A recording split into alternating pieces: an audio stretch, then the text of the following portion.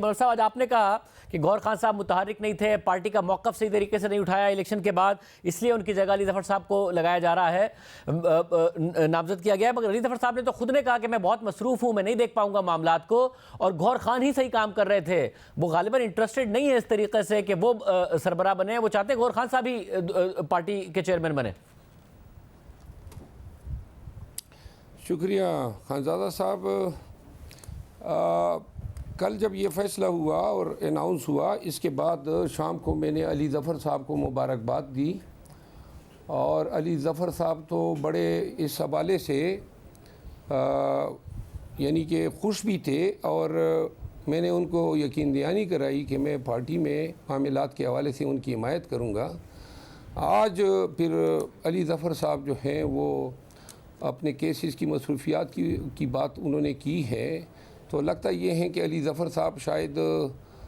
Mentally اس کے لیے تیار نہیں ہیں، اور وہ گور خان صاحب کو جو ہے دوبارہ ریکمینڈ کرنا چاہتے ہیں، لیکن یہ فیصلہ حتمی طور پہ اب خان صاحب کرے گا۔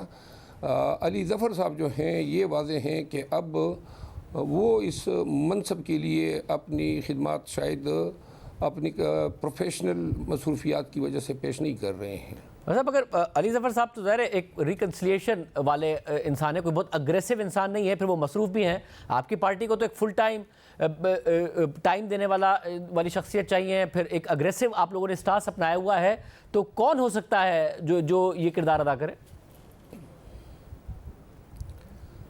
ایگریسو جو ہیں وہ تو وقت کی ضرورت کے مطابق ایگریشن کرنی ہوتی ہیں، اور علی ظفر صاحب جو ہیں وہ اس قاعدے پہ پورا اتر سکتے ہیں، لیکن کل شام تک تو علی ظفر صاحب جو ہیں مبارکبادیں وصول کر رہے تھے، اور آج جو ہیں پھر ان کا یہ موقف آیا ہے، تو بہرحال زبردستی تو کوئی فرائض تو پہ نہیں جا سکتے ہیں، لیکن یہ چیزیں اب واضح ہیں کہ شاید علی ظفر صاحب جو ہیں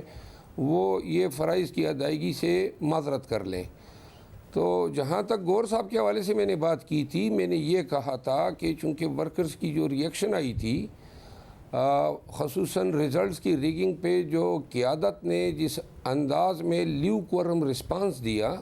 اس پہ ورکرز کافی ناراض تھے، اور خان صاحب کو اس کا ادراک بھی تھا، تو شاید علی ظفر صاحب کو آگے لانے کے پیچھے خان صاحب کی یہی سوچ کار فرما تھی کہ تغیر سے یا قیادت کی تبدیلی سے جو ہے کارکردگی کو بہتر بنایا جا سکتا ہے۔ صاحب یہ بتائیے گا کہ کیا آپ کی جماعت کا زیادہ فوکس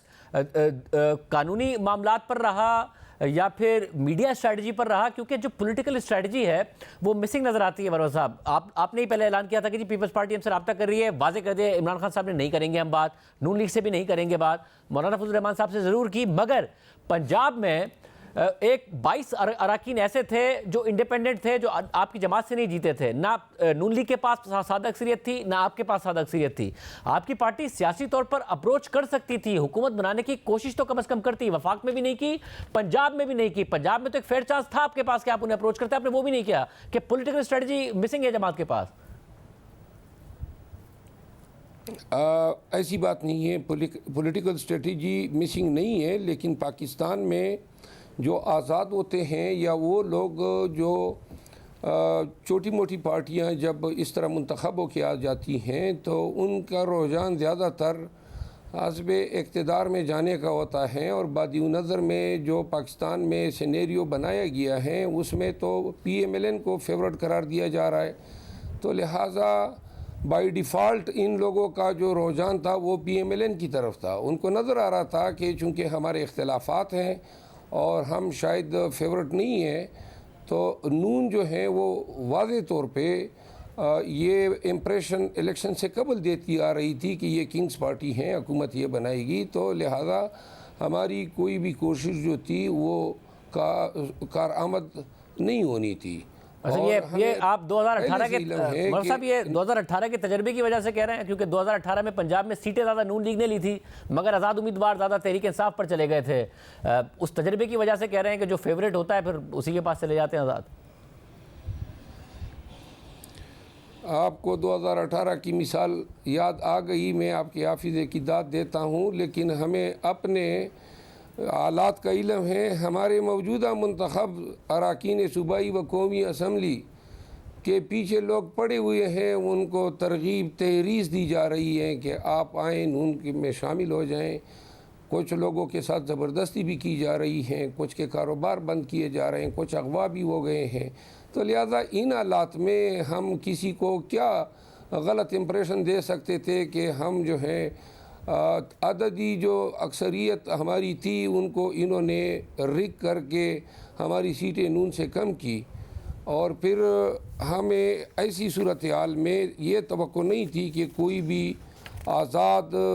پاس اراکین جو تھے وہ ہمارے ساتھ شامل ہونے کی کوئی خواہش رکھتے ہیں.